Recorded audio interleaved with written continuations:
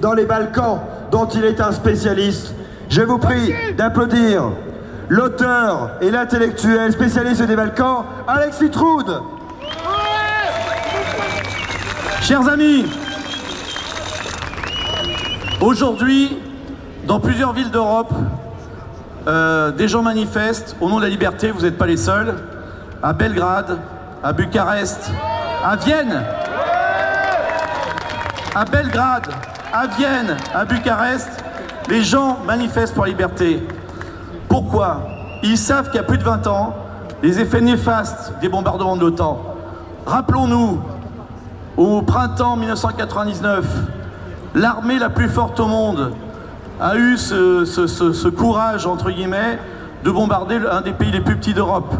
Ça a été pendant 3 mois, à 5000 mètres de hauteur, plus de 20 000 vols aériens qui ont déversé des bombes à uranium appauvri, qui ont détruit un pays entier, la Serbie.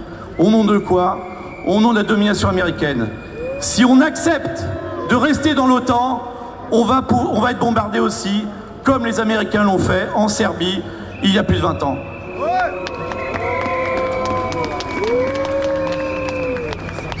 Aujourd'hui même, en Serbie, les gens manifestent comme nous le manifestons depuis des mois, parce que leur président, qui à cet égard est à l'égal du nôtre, eh bien, au nom de l'Union européenne, s'est soumis. Il s'est soumis à la plutocratie américaine, et donc il est prêt de signer ce soir un papier qui amènera une partie de ce pays, le Kosovo-Metochi, à être donné aux États-Unis. Je ne sais pas si vous imaginez.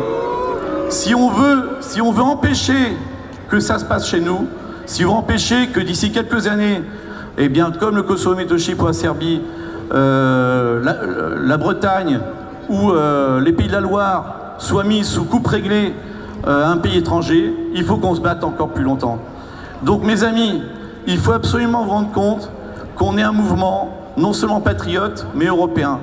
Et européen, ça veut dire quoi aujourd'hui? Ça veut dire être fidèle aux valeurs européennes, de liberté, de fraternité et de paix entre les peuples. Cette guerre en Ukraine, qui est une guerre civile entre deux peuples en fait, qui parlent la même langue, le russe, qui ont la même culture orthodoxe, qui ont la même histoire, cette guerre leur a été imposée par les États-Unis.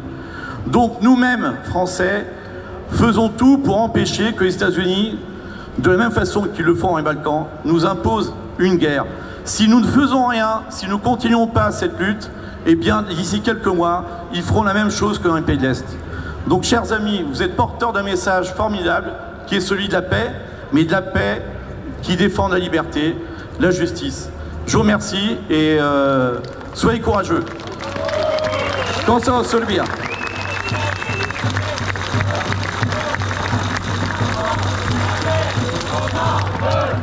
Macron, ta guerre, on n'en veut pas. Macron, ta guerre, on n'en veut pas. Bravo à monsieur Alexis Troud et à tous ceux qui se battent pour la paix et la liberté en France, bien sûr, mais plus généralement dans toute l'Europe et en particulier dans les Balkans et en Europe centrale, parce que beaucoup, contrairement à ce qu'on veut nous faire croire, sont pour la paix et ne veulent pas des projets bellicistes, mortifères des Américains en Europe. Ils n'ont pas leur mot à dire, il faut qu'ils arrêtent de faire la guerre partout, et pour faire cela, il faut que nous sortions de l'OTAN.